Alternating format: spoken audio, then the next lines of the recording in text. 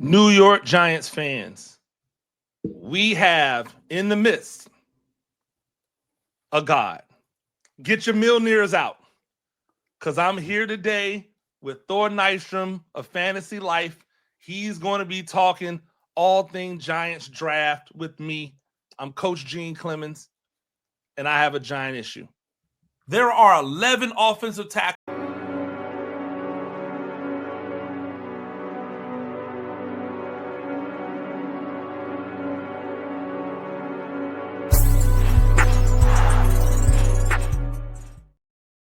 Ladies and gentlemen, welcome back to A Giant Issue. I am Coach Gene Clemens, New York Giants on SI. That's where you get all of your New York Giants news and information. Make sure you go over there and check out all the things I have going on, including my full 7-round mock that I did with the Epic Mock 25. It was an experience, and I'm going to talk about it here with my guy because I think it's really interesting. But we'll talk about that a little bit later. Make sure you come over here, hit that subscribe button, New York Giants on SI YouTube. We're trying to get to 3,000 before the draft. We want to be at 5,000 before the beginning of the season. Those are goals. Goals are meant to be met, and they're meant to be exceeded. So go ahead and hit that subscribe button. Make sure that you tell a friend to tell a friend to tell a friend and all that jazz.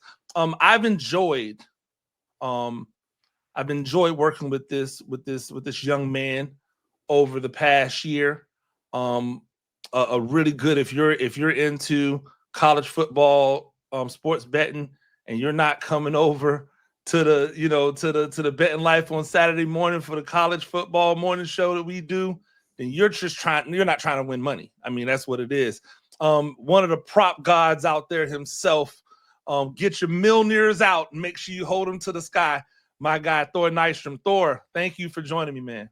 It's good to be with you, Gene. Thanks for having me. And yeah, if people weren't on the military stimulus package from the beginning in the fall, Gene was showering money on people. He had Army and Navy being good before anybody else. So yeah, that was a cash way. But good to be with you, man.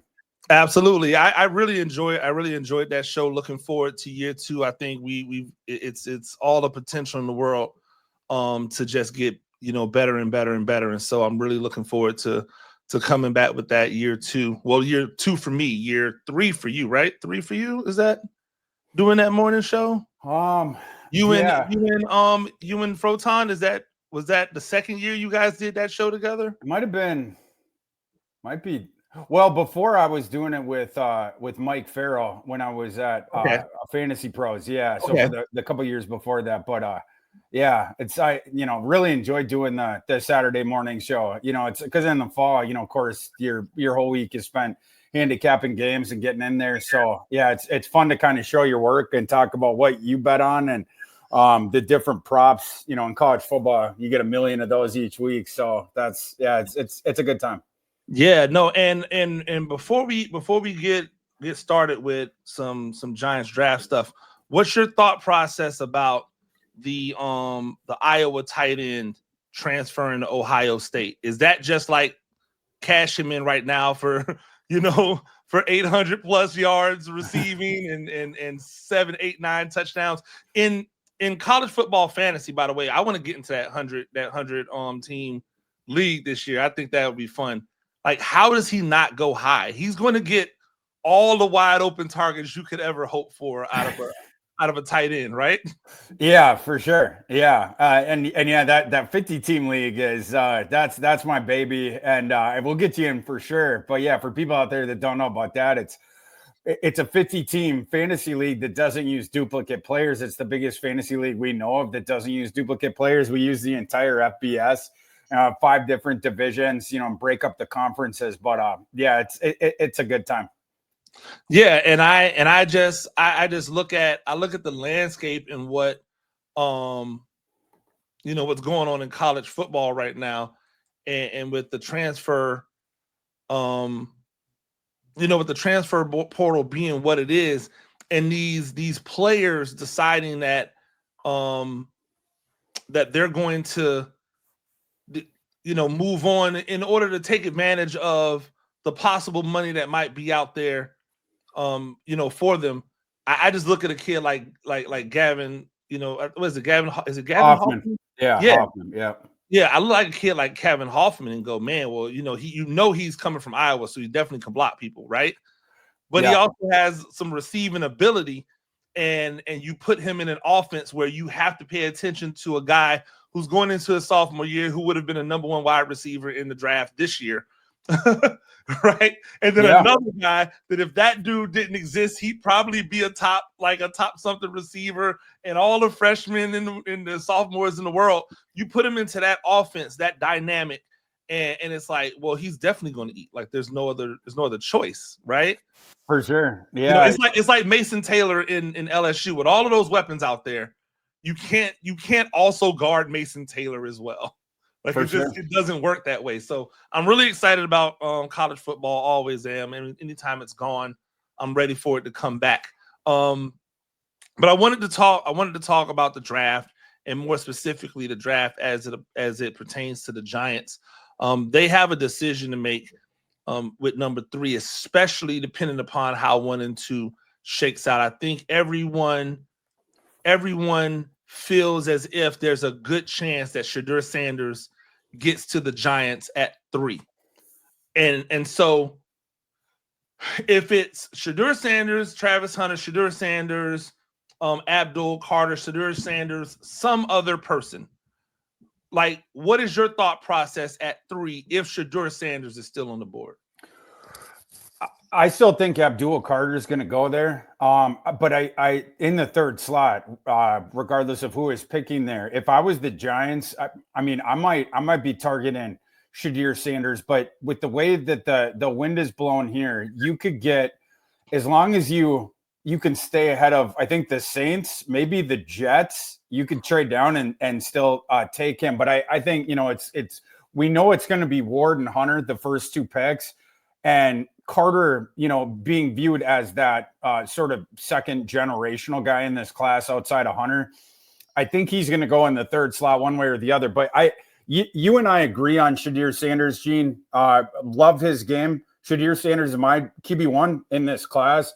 I think a lot of the narrative around Shedeur Sanders is it says more about the person who is giving the analysis than it does about Shedeur Sanders. I think it's hard for people to unspool the things that they hear publicly and their opinions about Coach Prime from the Shedeur Sanders thing. I don't think Shedeur Sanders is a problem within buildings, and like this idea that it's like, oh, he's a diva, and that's what I think there's 0 iota of truth in that. What I think is the truth, I think that there are coaches that are concerned about drafting Shedeur Sanders because, let's say you're Kevin Stefanski. There's a scenario where if Shedeur Sanders got by the Saints and he gets into the mid-teens, where the Browns are going to attempt to trade up with their enormous, or, the idea being first pick in the 2nd round, the Browns have multiple 3rd round picks. They have a ton of picks on day 3. You make a swing up for Shedeur Sanders. If he starts falling into the teens, you trade with a team like the Falcons. That's what I have my 2-round mock draft on Fantasy Life. You can do that, and he's a great fit for Stefanski's offense, and you need the quarterback of the future, et cetera. But if you're Kevin Stefanski and you're that coaching staff and you're already on this white-hot seat, now you're thinking about, okay, we have Shedeur Sanders, we have Travis Hunter. We start next year 1-5. The fan base is going to be in front of the stadium with pitchforks demanding that we be fired and that they start talking to Coach Prime about taking over next year. I think that is the trepidation within buildings about Shedeur Sanders is if we take him and we start slow next year, the fan base is going to be demanding that we hire Shedeur Sanders, or I'm sorry, Coach Prime. And then we're going to be out on the street. So I think that's sort of the thing that's going on. But for the Giants there, I would absolutely listen to calls at 3, potentially move down. Right, like Shedeur Sanders would be a great fit for Daboll's system. He seemed to have good rapport with Daboll when we have seen them, palling around during the pre-draft process. And you don't have your quarterback of the future, right? So for me, that would be a good match. And you could pick up a boatload of draft equity by trading out of the Abdul Carter pick, as long as you stay ahead of the Saints. I think you would still be able to get it, but it'll be interesting to watch play out. Yeah, I'm not averse to trading down. I actually traded down in the epic mock, but Shedeur Sanders went second, so it made it even easier to say, okay, well, I can just, trade down.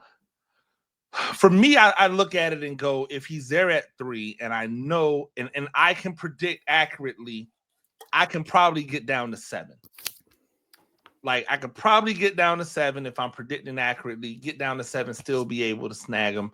I think I'm pretty safe there.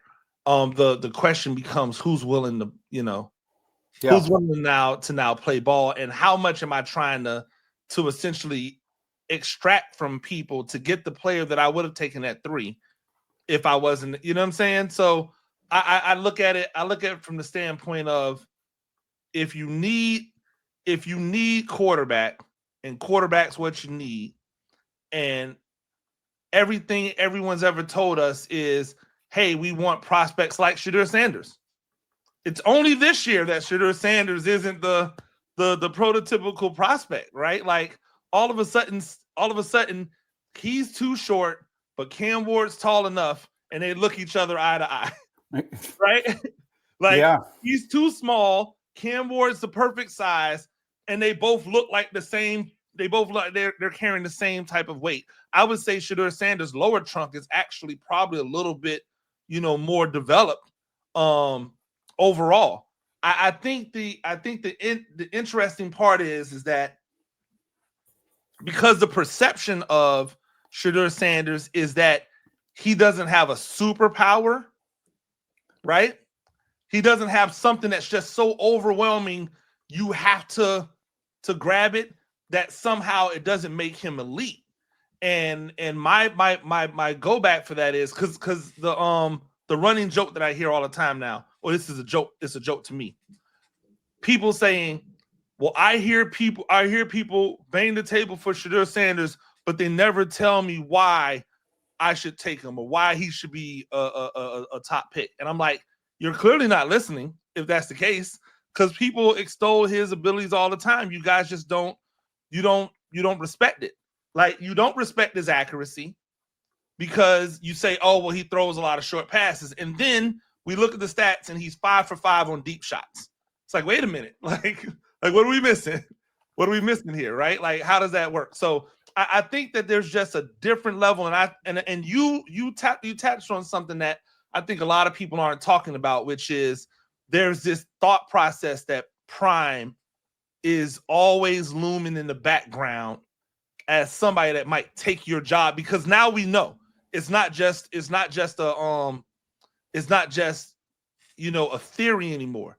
He can coach, right? Yeah. Like as a head coach, CEO, because that's what he is. He's a CEO head coach. Yep. As a CEO head coach, he's probably one of the best in the game.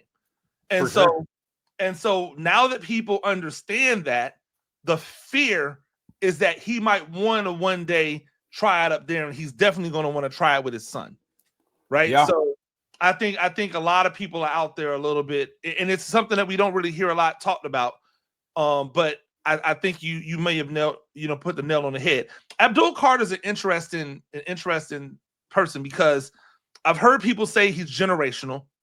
I sometimes wonder if we're just going to bastardize the word generational, because generational means once every, every 20 years, right? Yeah. And we've definitely seen Abdul Carter's in the last 20 years. Micah Parsons not that old, right? Right. Like, we've seen that before. But I also wonder, from a Giant standpoint, even if you go, hey, this is the quote unquote best player available, what sense does he make in a defense where the quote unquote ends or edge rushers have no versatility, right? You're not gonna put Abdul Carter at middle linebacker. I know people are playing like, there's a reason why he put his hand in the dirt. And so, like, you want to take advantage of him and what he does best. But Kayvon Thibodeau is an edge rusher, and Brian Burns is an edge rusher, and neither one of those guys are 3 techniques. So you can't go with you can't do what they used to do back in the day with the Giants in that heyday when they beat the Patriots twice in the championship, because those guys were legitimate defensive ends who were big enough to move inside and hold up against the run as 3 techniques. Abdul Carter or Brian Burns or Kayvon Thibodeau are not holding up inside. So what do you do in order to get all of that talent on the field at the same time? Yeah, I don't think it's the best fit. To your point, he's Abdul Carter is not a 3-4 defensive end, right? So for this team, he would have to be the 3-4 outside linebacker rusher. Well, you already got two studs there. So I mean, that's why for me, and if you're the Giants, and that's indeed how it plays out, it's Cam Ward 1, and then it's 2 Travis Hunter. I would trade down. Again, the value is there for Carter, the perception of it. You will get a boatload to move down, and they have so many needs elsewhere. The one position Abdul Carter plays, you don't really need someone there. And yeah, I'm not moving him to inside. I mean, you could. He could kick out Micah McFadden as an inside linebacker projected, but like, what are we doing here? Take the value that you could get in a trade down is what I would do. The interesting part is that there are so many guys in this draft that are being called edge rushers that are really just defensive ends. They're 4-3 defensive ends, and now every 4-3 defensive end has become either an edge rusher or a D lineman, which could range from whatever, right? But there's a lot of talent out there that would actually work as a guy who could bump inside and be a rush, an interior rush 3 technique for the Giants if they wanted to go with a more speed package with those 2 edge rushers. They don't have to take a guy with 3. But then there's people who talk about someone like Mason Graham. Do you see there being a value in taking Graham at 3? Or are you in the same boat as you are with Abdul Carter, where a guy like Graham, yeah, he's good, but I can trade down, get a boatload, and get a proximity to a Mason Graham somewhere else in the draft? Yeah, I wouldn't do Graham because I think Graham, he's got to be the 4-3 technique, right? So like that, it's not a great fit there either. I wouldn't want to play him as a 3-4 defensive end. I think you're going to lose a lot of value there. You can get more of the workman like guys there, right, that are going to hold at the point of attack and this sort of a thing. Mason, you would sort of be playing him out of position at that point, or, again, throttling his utility. So if I'm the Giants, I wouldn't take him either. I got you. So Travis Hunter falls, say he falls to 3. Say the Browns, because I'm still, for as much as people talk about not liking Shedeur Sanders, there's been a lot of mock drafts where Shedeur Sanders ends up going at 2, right? So say the Browns take Shedeur Sanders, and now you're sitting there and you've got Travis Hunter on the hook, and you draft him to the Giants, who just signed a Paulson Adebo as a cornerback to go with Banks, who have Malik Neighbors and re-signed Darius Slayton. What does it look like for you with Travis Hunter on that team? Yeah, I mean, he's going to be your cornerback 1 from day one. You figure out, the other guys, you're going to have to figure it out because you're going to be your cornerback 1 boundary guy. And then 40% or so of the snaps as a rookie is, I believe, where he will fall at receiver, and you'll juice it for him where it's passing concepts, right? Like you can take some snaps away from Travis Hunter merely by not having him on the field to run block. He ain't going to do it for you anyway. So you're just going to have your base offense, and then you're going to have your Travis Hunter offense when you're putting the ball in the air. And he would be the perfect Robin for Malik Neighbors as Batman. I mean, and finally the Giants would have an interesting passing offense. If that happened and Travis Hunter's there at 3, that's the one where you already have the card written out and you submit it real quick. Okay. I like it. What do you think about the notion that Travis Hunter wants, like there's a growing swell that if Travis Hunter had to choose to be on the side of the ball, it would be offense? I'll go far the other way. I don't think Travis Hunter will accept a situation where he is not allowed to play both ways. Oh, I agree. He wants to be the Shohei Ohtani of, I don't even sort of entertain the thought experiment of the one position thing, because he will put a stop to don't draft me then. I'm a two-way player. So he will be a two-way player wherever he ends up going. And it's just, what is the cut, as a rookie that he will get of the offensive snaps? I think it's going to be about 40, but we'll see on that. That's going to be up to that team's analytics department and their medical team, right? Going through the data historically, what is the snap count that someone with that frame that we could project where it's, if we get over it, we will risk breaking his body, that, and they're going to sort of sort that through that. And then I think they're going to be more making that decision than the coaching staff. What I find interesting and would be something I would want to watch is when we decide that we're going to play him on both sides. If we're saying that a person, say someone who started and then also played on special teams, played like something around 90 snaps a game, right?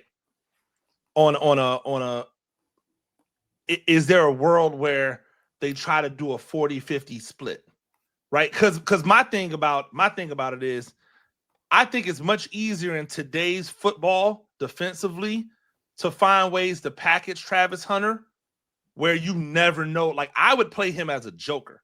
I would play him as my wild card piece that I just moved all around. Can you imagine Travis Hunter back deep? When you're trying to throw the ball and you've got that rangy ball skill mofo back there just taking every passing lane away that you could possibly take. Like, I think you could see him utilize there. That keeps him out of the fray where you're not asking him to throw his body at dudes to tackle, right? I think you could find a position for him where you throw him in the slot as a coverage guy. You get better coverage in the slot, especially when you're trying to go man-to-man versus 4 wide sets. So I think there's a way to be able to kind of utilize him. And then, like you said, on offense, we don't need him out there on running plays. And who cares if when he comes in, people go, oh, they're passing the ball when he comes in. You still got to stop it, right? For sure. And I've got Malik Neighbors and Travis Hunter, and Darius Slayton is now like a super, like, number 3 wide receiver out there. Like, you're looking pretty darn good if that's the case. So it'll be interesting to see how, because they almost don't have data to pull from in order to get this done. It's all predictive, right? For sure. Like, none of this is actual. Well, we've seen it done at this point in time. Funny enough, they've got to go back to Prime. They've got to go back to when Prime was playing defense and then coming over on offense and getting offensive snaps, and then kind of use that as a baseline, of, okay, this is what Prime did. How can we 2025 this, right? Yeah. We don't have a ton of precedent, right? Champ Bailey, Charles Woodson. But yeah, like, Hunter is going to play more snaps than that, like, in his career. But yeah, it's like, initially he wants to play 100% of the snaps on both sides. That's the thing where it's like, Travis, we love you. We got to save you from yourself. Yep. You will break if we try to do that. And it's, you just figure out the usage with that. But yeah, it's a special player, special endurance as well, right? Like, we talk about the skill, but the fact that he can play both ways. I just, the Io Maynor game in 2023, is an example late in a game where he started to wear down a little bit, but like, you can only put him, you just put him in the position to succeed where you're not going to elevate his risk of getting injured, and you're going to be pretty happy. Yeah, I look at offensive linemen. I think that offensive linemen, especially interior offensive linemen, is ridiculously deep in this draft. What are some names? What are some guys that you think the Giants could target in the second round and beyond? That would be some good names. I'm gonna tell you, in the Epic draft, and we'll talk about this a little bit later because I think it's hilarious. I was able to get Gray Zabel in the second round. Oh wow! I was able to get him in the second round with the 34th pick. I was like, there's no way he's making it to the second round in my brain. But then I also thought, well, if things go a little bit crazy with defensive linemen in the first round, where you're seeing a bunch of edge rushers, bunch of defensive linemen, if one more back goes than what we saw, what we think may go, like we think 2's going, if 3 goes in the first round, right? then there's a chance that a Gray Zabel might drop. But beyond a guy like that, who are the guys that you think would be great picks for the Giants to be able to add to the fold? Yeah, as far as that guard, I still haven't gotten that pronunciation of the last name down, but the Jonah kid from Arizona, I think is going to be a really good starting guard for a long time in the NFL. I think he could potentially hang at right tackle because his special sauce is in pass pro. He's really good with it. The power in the run game is what he still needs to work on, but he's super athletic. Right, he's a wide body guy. He hits his spots. So that's a guy I like. Marcus Mbo from Purdue is going to be another tackle convert to guard. He's sort of the inverse of Jonah, where Marcus is really good as a run blocker, and we have to work on a couple of the technical things as a pass blocker. But he's got really cool hand technique. He does really advanced stuff. So it's just sort of tweaking it. And refining it, but that's another guy. I'd shout out both the Georgia guards. That they both have a shot to go on day 2. Ratledge definitely will. Fairchild's got a shot as well. Emory Jones, the convert from LSU, I think he's going to be kicking inside. That'd be it's a guy that needs work, and I don't love his technique when he is out in space. That's where you saw a couple of times with Emory Jones, like him get crossed up, and then his quarterback gets sent into the shadow realm. Like if we move him inside, I think we got something to work with there. And then some of these technical things, you have a quicker road to get there because he'll have help on both sides. He'd be another guy. And then if you want to go like super deep sleepers, I've always really liked Clay Webb, who originally signed with Georgia as like a Jackson State baby, 5-star recruit, Jackson State. Yeah, I mean when he kicked down there, and then it was Rich Rod's system. Clay Webb is a little bit undersized, but he's crazy athletic and he has awesome technique. That's why he was the 5-star recruit. He could either play center or guard, I think, at the next level. However you want to do it for the Giants, ostensibly would be looked at as a guard.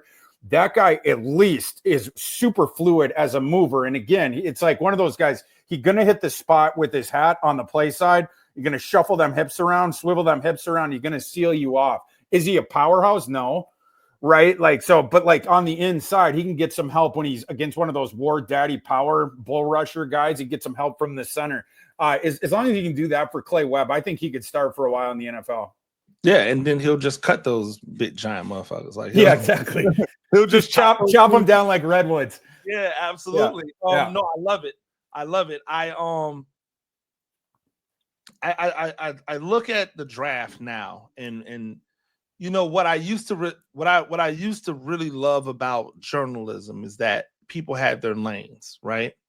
And your mom, shout out to her, journalist, long time, and really loved the story that you told about her. Thought it was, I think she would have been extremely proud of the way you crafted it, right? Because I'm pretty sure, like, she's a journalist, she would have been thinking about the way it was crafted, right? So I appreciated the amount of time that you took to craft it. I could tell the way the story was put together. Hey, this was done with care, and you lose a lot of that in journalism today because there's so many different people trying to wear every hat, trying to do everything, right? I'm a victim of it to a certain extent, right? Like I come from a journalism background, like traditional newspaper journalism background, but I went to college and my professors told me, hey, listen, you better be able to wear a lot of hats because the newspapers are dying. And this was back in 2002 when they were saying, hey, these newspapers are out of here. Make sure that you understand digital media. Make sure that you're learning, more audio and video and all of those things. And so I think because now everybody has a camera, everybody has a computer, we want to do everything, but we're not good at everything, right? We're not good at everything. So I'm doing this epic mock draft, and shout out to all the 31 other creators and media people who did it. But it was clear to me halfway through the first round, a lot of these people don't have a big board. So how are you drafting with no reference as to how you have people ranked, what you really legitimately need, and you know how you plan on attacking this draft. So as a result, I was able to get Jalen Milroe in the 5th round. Oh, really? Like, yes, I'm not even joking. This is even not even for the Milroe haters, that's exactly. a little light. Yeah. Exactly. And at one point, someone in the chat that they had going on said, "Hey, there's only been 2 quarterbacks taken," because someone took Jackson Dart like late in the 1st round. Someone traded up and took Jackson Dart. And I was like, okay. But Jalen Milroe just kept falling. And I am sitting there going, I would have taken Jalen Milroe with my pick in the with my first pick in the 2nd round. But I have a feeling that these people don't know what they're doing. And so when someone started saying, hey, there's only 2 quarterbacks taken so far, I'm like, yo, shut up. Like, this is, as a GM, you would never call the other GMs and say, hey, you guys are missing this talent that's just you can't do that. That's collusion. No, that's exactly. Collusion. And I'm like, you're missing the entire point of the exercise. But it got me to thinking, when you look at when because you do this and you take a lot of time, right? And you're not even trying to act like you're going 1,000 deep, right? You've got a nice number of guys that you're looking to, to evaluate. It might fluctuate on a year in, year out basis based on how deep the talent pool is at that position. When you go into your rankings for the year, what is your baseline, like, kind of box that you're trying to stay in, and then how does that adjust for you once you start diving into the tape? Like my process for like how I get like to the 500 board. Yeah. I mean, like, so I got a database I start up in June usually, for the draft the next season, and I get sent the 2 NFL scouting services that they have documents they put out with letter grades on guys, and then their last known measurements, and either their last known 40 or else they estimate a 40 time. And basically that's how I populate it. Blesto and NFS are those, but that's how I start populating it. And then during the fall, I'll add my PFF grades and, get data in the thing. And then during the fall, I'll start adding notes, and I will start adding player comps. If I see, one and it's out, it evokes something. And so I'll just sort of, and then once we get into the draft process itself, taking out the guys that have returned to school, making sure that we get in everybody that declared and whatnot. And then for the 500 board, at that point, we've gotten a bunch of the extra data, of course, from the previous season, we have all that data in, and then my analytics off that, all the testing numbers, the RAS, different stuff like that, populate them. And then, we have position by position pages for them. And then with the 500 board, as you know, Gene, I'm a little bit obsessive, I guess you'd say maybe, but I go over the previous 5 years of the draft by position, figure out the average amount of players by position that were drafted, get a baseline, and then I toggle them up and down based on position strength this year. So for instance, running back, way stronger than last year, way stronger than the past couple of years. So that gets toggled up a bit. Interior defensive line gets toggled up. This year, a wide receiver, quarterback got toggled down. There's a couple other positions. But anyway, that's how I figure out how many guys per position will be in my top 257. Because on my board, I cut it at first round 32. I'm not one of those guys that says, I only have 11 first round grades this year. There's 32 slots in the first round. So we got 32. And then, all the way down to 257. So, in my sheet, I have a key for how many guys per position will be in that 257, and then extrapolate it out for the 500. So, even though I have most of my position rankings are more or less finalized to this point, I will start laying out the 500 board either tomorrow or on Tuesday. But, we got to get done with all this stuff in advance. But I can already tell you how many of each position will be in it. 22 quarterbacks, 49 running backs, 2 fullbacks, 65 receivers, 25 tight ends, 40 offensive tackles, etc. So that's how I get to the 500 board. But throughout the spring, we're just burrowing in deeper, to try to make each position list as close to how I see it with all the data and all the context that I've accrued as I possibly can. That's the game. Willie Lampkin, baby. I love Willie Lampkin. Absolute monster. Yeah. Is he really not going to play in the NFL because he's 5'10"? He better get a shot. I mean, I've seen Willie Lampkin stonewalling Deion Walker multiple times down at the combine. You know what I say about Willie Lampkin is every rep is David versus Goliath, and his slingshot, it's leverage. Fully loaded. Yeah, I mean, he's coming at you. He's going to hit you between the forehead with leverage. If you're a player like Deion Walker, where like anyone just looking at it, it's like, oh, Deion Walker's going to manhandle this little dude. But leverage, as you know, Gene, such an important part of football in general, but especially trench play. Now, I wasn't a great football player. My football career ended when I retired as a senior in high school because I was going into journalism, so I wanted to get a head start on it. But leverage is the game there, right? Like around all the big bodies. If you lose your leverage, it doesn't matter how physically talented you are. Willie Lampkin, the rest of it, yeah, his measurables are not great. He's going to win the leverage game. So you better bring your lunch pail there, the technique, the leverage. And then the other thing, as far as his physical dimensions, I mean, obviously, it's 5'10" 3/4, 279 is what he was at, at the pre-draft events. Yeah. He does have the longer wingspan though, for a guy with his frame. So he can sort of breach the moat a bit more so than you would think. Get into your pads. He is going to be lower than you. So you're going to have to play with leverage. I think he gets a shot in my on my board.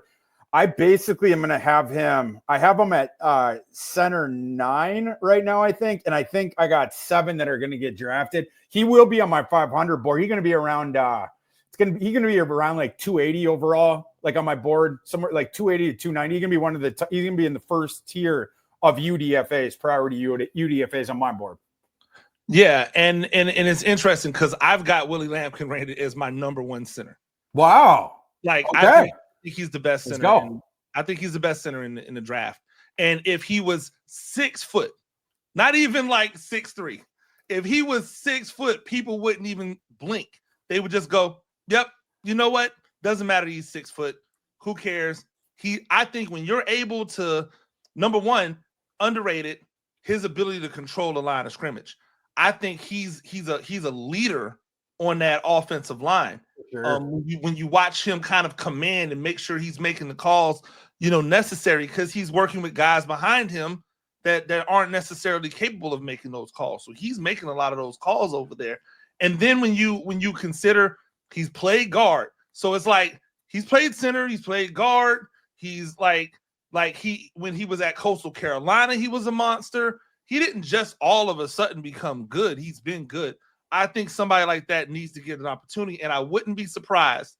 I said this on my bold predictions. I wouldn't be surprised if the Baltimore Ravens are the one that give him the shot because they like talent, and I could see them training him as a center, but also saying, hey, we're going to put you in this backfield with this other 285-pound fullback that we have. And this gigantic 250-pound monster running back that we have here, and the most alien dynamic quarterback in the history of the game, and we're just gonna let y'all wreak havoc on the world. That play that they run out of that with the with their diamond formation, where they run zone on the front side, and then they send the 2 fullbacks backside as the lead blockers, and let Lamar read that backside end. So when he pulls it, it's almost like a default quarterback power, even though they haven't had to sacrifice anyone. Like the fact that you don't see anyone else trying to take that play and utilize it more in the NFL just tells you how special it is. I think Lampkin would be a really interesting person on a team with a little more creativity, right? That says, okay, maybe not center, but somewhere we can find some usefulness for him.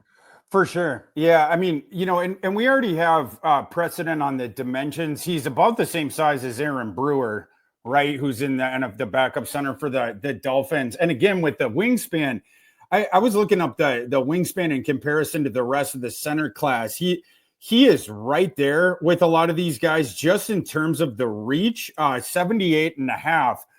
78.5. It's equivalent to Drew Kendall, who's a little bit up higher there, but it's more than Jake Majors, Eli Cox, way bigger than Jonah Monheim. He's got some seriously short arms. But like Willie Lampkin's wingspan is actually near the top of the center class, not near the bottom, right? Like, and yeah, the frame is crazy sawed off, but when you're looking at pounds per inch as opposed to just the weight, yeah, it's like he is as well fortified as some of these other guys. It's just he's built lower to the ground. But again, that allows him to win the leverage game. So I think between being a backup center, the Aaron Brewer thing, then also thing you're talking about, like bring him in as a lead blocking fullback on different packages, bring him in as a third tight end, inline tight end on certain goal line packages. And then the special team stuff. Right. I mean, you can squeeze utility out of Willie Lampkin, even if he never starts a game at center in the NFL. But I think he absolutely has a shot. Bring him in. See what happens. But yeah, like with the production that he had in college, you watch Omari in Hampton State, it's like, why is there always holes here? A lot of times Willie Lampkin was behind those holes. Yep. Yeah. It's Willie Lampkin clearing somebody out. That's getting his body on somebody so they can't get off and make a play. Todd McClure is somebody I think about. Like McClure is a guy who is listed at 6'1", but legitimately is probably 5'11", and was able to carve out a long successful NFL career. So I just always like to ask people about Lampkin because I just can't imagine that people don't see the talent and are willing to bypass the talent just because he's not tall, right? For sure. I'm with you. Yeah. And I mean, like just, metrics last year, 99.1% pass pro efficiency. I love to look at the pass pro efficiency on true pass sets. It takes out screens, it takes out play action, it takes out nonsense, like that. Mm-hmm. He's one of the top in the class at that, 98.5 percent on that. There were very few centers in this class of the top 10 centers. That's like a third. So, I mean, like his metrics, again, highest level of college football last year. And you mentioned earlier in this, he's been doing this for a really long time. We've seen him at guard. We have seen him at center. And we saw him against the best competition at the Senior Bowl. And it's not like he was embarrassing himself. So Willie Lampkin absolutely deserves a shot. Will he get drafted? Maybe, maybe not. But like if he doesn't, he ought to be getting one of the higher UDFA bonuses for an interior offensive lineman.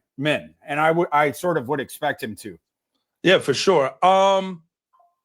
The recent mock draft, ladies and gentlemen, make sure you go check that out. From Thor Nystrom over at Fantasy Life. The recent mock draft that I am actually on right now.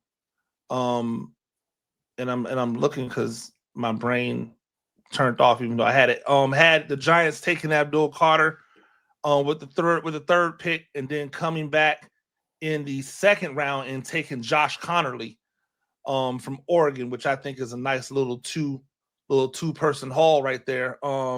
Also make sure that you check out his defensive back, cornerback, and safety rankings that just dropped.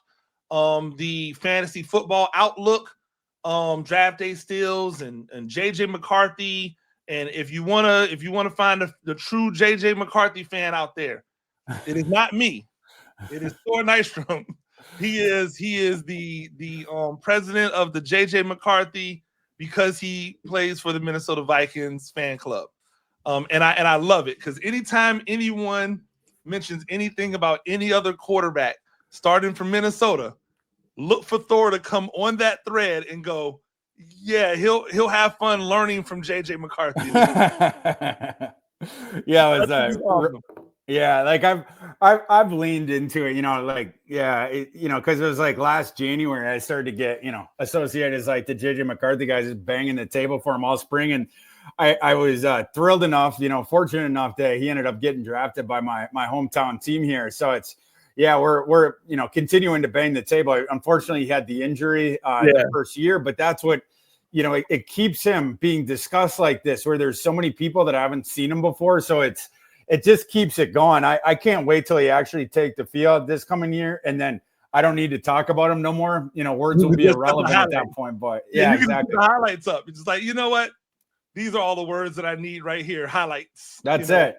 Yeah. Hey, Thor, I really do appreciate it. Thanks so much, Gene. Thanks for having me. Yeah, absolutely. Make sure that you're following. Where can they all follow you at on all the socials? You can find me on Twitter at ThorKU. That's really the only one I do. Otherwise, just Fantasy Life. We'll be dropping the 500 board. Thor 500 drops on Thursday of this week. So that's a big thing coming up. Absolutely. Make sure that you go to Fantasy Life. Check out the full 500 for the Thor 500. I'm looking forward to it. And I really, there's a lot of respect for all of the content creators and then the people who really immerse themselves in the draft and dig deep into it.